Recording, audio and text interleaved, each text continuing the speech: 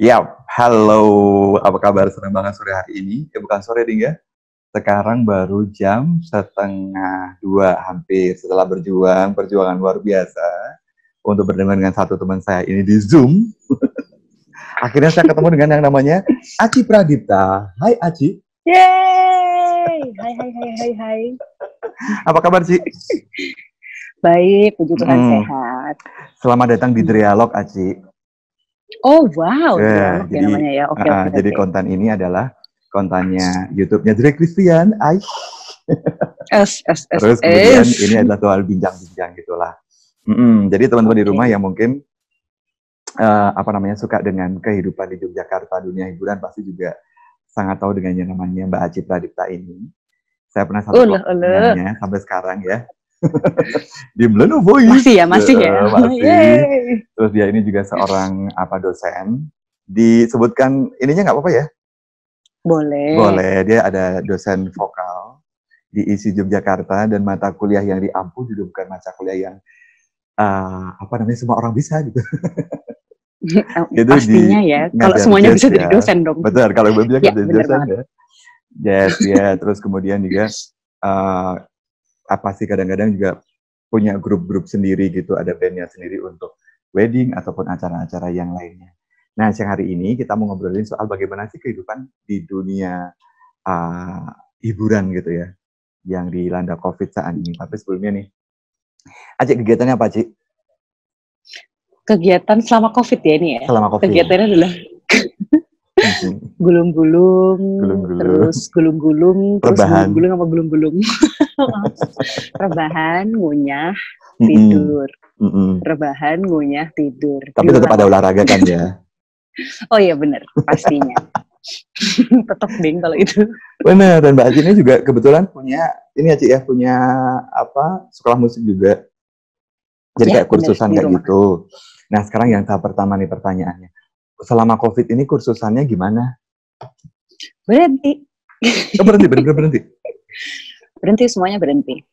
Semua kegiatan belajar mengajar kampus masih bisa online sih ya. Cuman kalau vokal kan agak sulit ya online. Betul. Karena kalau sama musik ntar delay, jadi nggak bisa praktek langsung.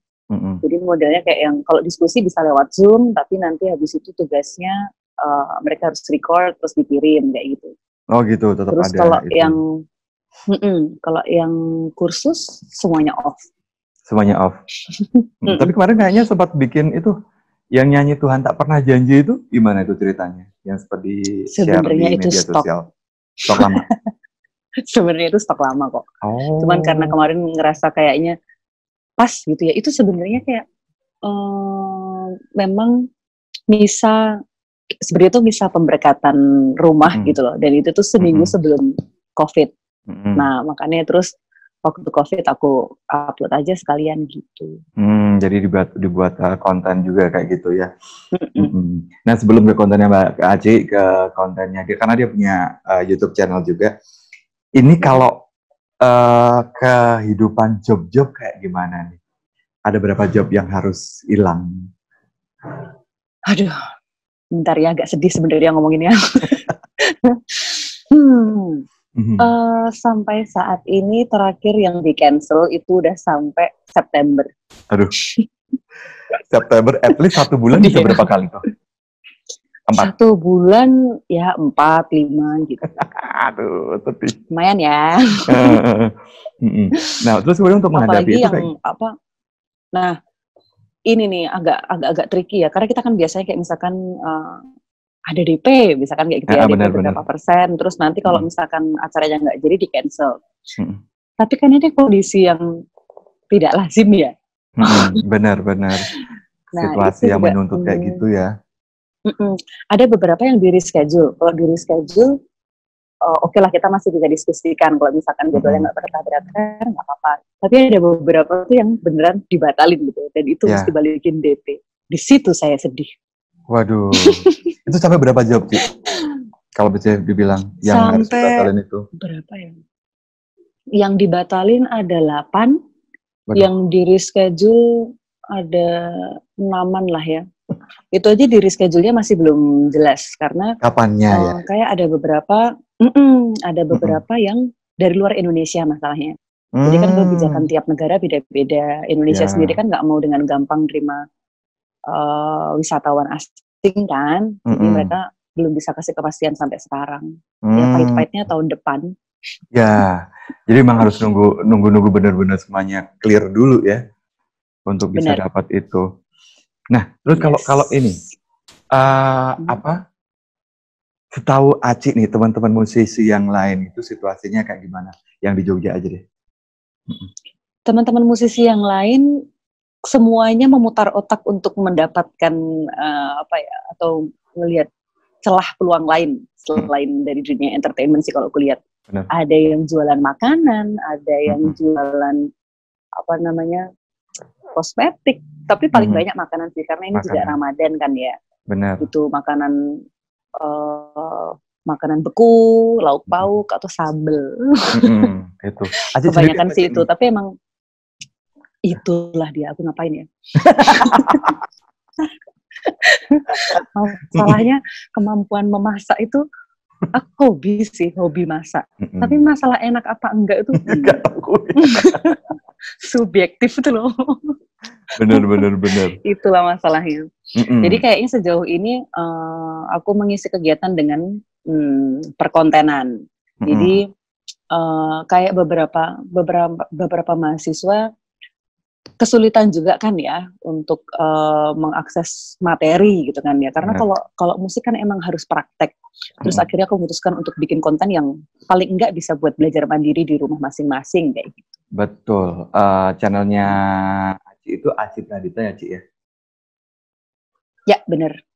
Aci Pradipta, terus kemudian dia sekarang, nah ini buat teman-teman yang di rumah yang pada nonton ini, silakan subscribe di channelnya Aci, sama follow di IG-nya apa, Ci? Aci Pradipta juga ya. Karena akhir-akhir ini Aci itu sedang membagikan tips untuk bagaimana belajar menyanyi, bagaimana belajar pernafasan, dan sebagainya itu. Nah, Ci, untuk teman-teman kan tadi sempat ngomongin mahasiswa, terus kemudian murid-murid juga. Ini murid-murid gimana sih, pada kangen, pada sering hubungin Mbak Ca? Kangen banget. Soalnya muridku tuh kan variatif banget ya. Beneran dari yang umur 4 tahun sampai yang umur lebih dari 50 tahun juga ada gitu kan ya. Dan itu tuh ngangenin banget. Waktu itu kayak yang, apalagi kalau anak kecil ya, bocah gitu kan. Terus kadang-kadang kita tuh video callan gitu. Terus kayak yang mereka, bisa Ci mau nyanyi gitu ya. Aduh ya ampun, sedih ya. Iya. Karena kayak situasinya. Gitu tuh makanya. Yang biasanya itu kalau anak-anak kursus seminggu berapa kali sih? Biasanya seminggu sekali. Seminggu sekali. Karena private toh ya? Iya. Jadi apalagi mungkin kalau anak kecil kalau private kan emang agak lebih tricky ya, maksudnya untuk menjaga mood, untuk ya kayak gitu, menjaga konsentrasi itu lebih tricky kalau anak kecil. Jadi memang butuh tenaga ekstra juga untuk mereka gitu ya. Yes. Ci, kalau tapi kangenin. Ya benar. Karena yang di rumah namanya anak gitu ya. Kita juga lama nggak ngumpul-ngumpul juga akhirnya ya. Iya loh. Kapan kita ngopi-ngopi lagi?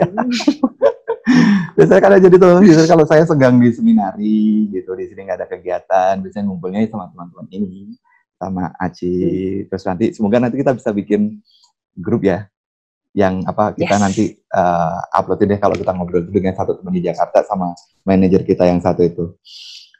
Yes. Ci, ini kalau misalnya Ci, satu pertanyaan, kalau misalnya ini nanti pandemi ini berakhir, mana yang ingin kamu pertama kali kunjungi?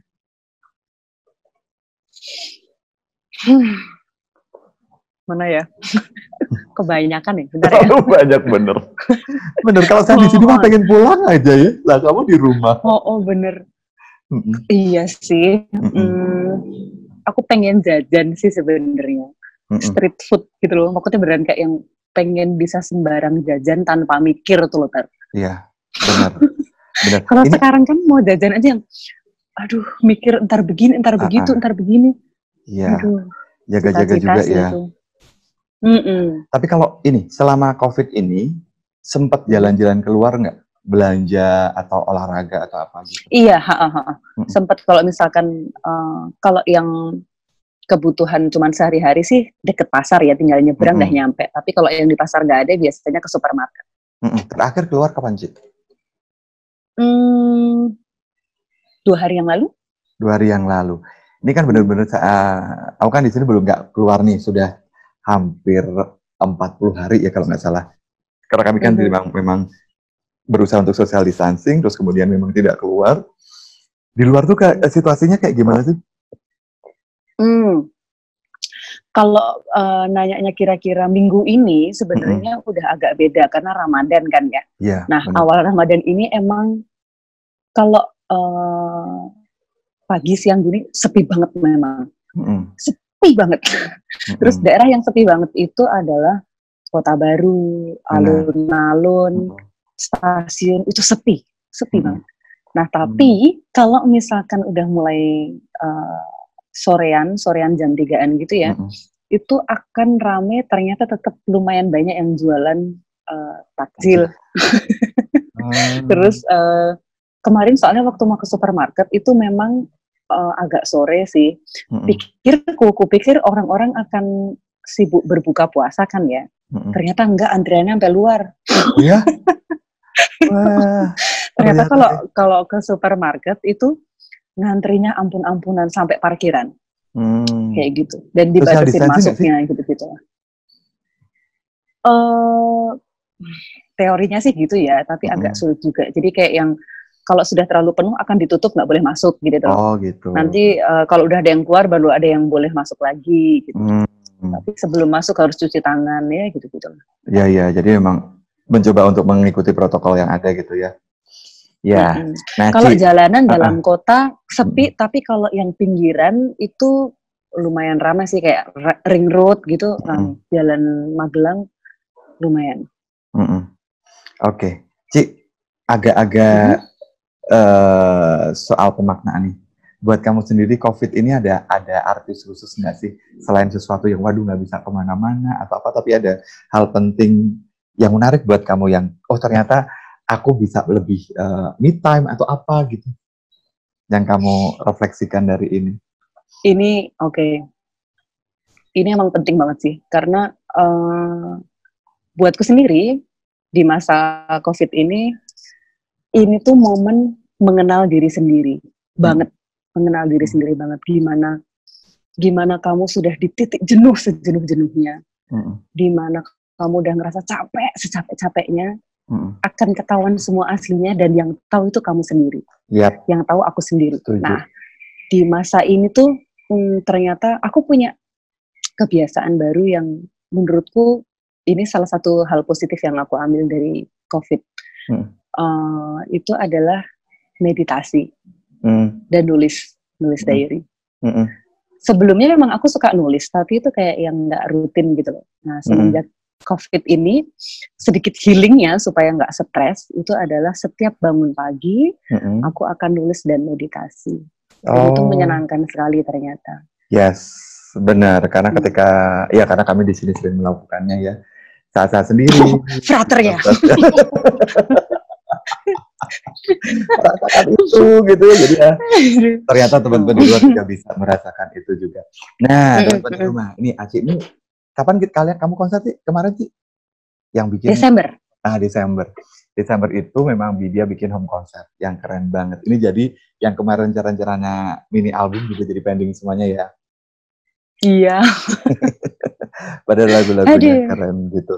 Nah, ini mungkin agak melenceng nih buat teman-teman biar buat pada ngelihat di YouTube-nya Ci. Tips untuk seorang penyanyi pemula apa?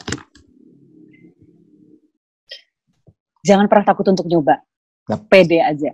Kadang kita kebanyakan mikir sampai akhirnya cuma nggak jadi-jadi aja. Benar, kalau yang itu bukan hanya untuk pemula aja sih. Untuk segala sesuatu, untuk semua orang, untuk semua hal yang disukain, pasti juga jangan pernah untuk berani mencoba gitu. Maksudnya beranilah untuk mencoba. Jangan takut, ya benar banget. Terus kalau soal vokal? Kalau soal vokal, ini tips yang paling gampang dan praktis adalah apalagi ketika ini di rumah sendiri kan ya, jadi Bener. kita sulit dapat evaluasi dari orang lain. Cara paling gampang adalah rekam saat latihan. Yap. Jadi kamu bisa dengerin sendiri ini suaramu, ternyata kurang apa ya, karena kadang-kadang kita tuh udah terlanjur apa ya, kayak yang suaraku tuh jelek, suaraku tuh gini, suaraku gitu. Dengan kita mendokumentasikan audio, itu kita bisa denger sendiri. Oh iya, ternyata suaraku emang jelek. atau gitu. atau kebalikannya, ternyata suaraku tuh nggak jelek-jelek amat loh. Paling cuman pas bagian nada apa, jadi kayaknya agak fals deh. Nah, lagi-lagi nih masalah refleksi ya. Dalam vokal, paling gampang refleksi dan evaluasi yang dilakukan adalah dengan cara mendokumentasi. Karena suara, jadi dokumentasinya lewat audio. Jadi ini memang benar-benar sebenarnya bisa situasi sekarang bisa diambil nilai-nilai positifnya juga gitu ya.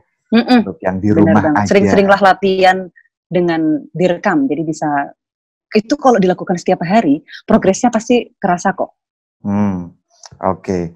Ci, terakhir nyanyi dong buat teman-teman di rumah yang menghibur nih, yang pada nonton YouTube saya, apalah gitu. Aduh. Anyway, dari tadi tuh sebelum kamu nyanyi, saya cuma mau bilang, rambut saya tuh panjang. Dari tadi saya lihat kayak bukan saya, tapi kayak Kak Seto. Mana kucing? Ya ampun. Oke, sih, tapi rambutku juga udah gondrong ya. Opo ke nyanyi opo ke? Nyanyi apa lah? Ide aku. Yang lagu maja ya. Oh, sedih malah. Oh iya, bahagia berarti. Balonku. Bahagia kok. Bener banget. Udah sih kalau mau dengerin, subscribe YouTube channel aku aja. YouTube-nya nanti tak tulis juga di. Oke, udah. Nggak usah nyanyi, nanti ini apa namanya delay. Nanti delay. Oke, jadi teman-teman itu dia obrolan saya dengan Aci Pradipta. Dia memang satu orang yang teman, terus kemudian dia tahulah perjuangan saya di Seminari Tinggi ya.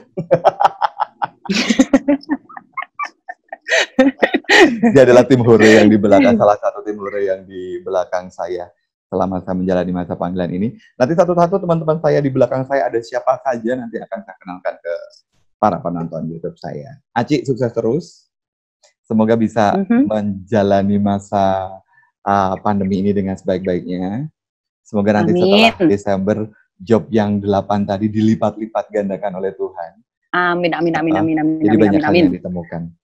Ada yang pesan mungkin buat teman-teman penonton yang dinonton? Buat penonton, apa tadi namanya? Channelmu apa namanya? Drag Christia. Bukan. Yang apa tadi? Dretok. Oh, Drialog. Oh, Drialog. Oke. Salah nih. Oke, untuk teman-teman penonton setia Drialog, kalau pengen tahu kisah dari Christian yang sesungguhnya sampai dengan saat ini, Anda bisa menghubungi saya.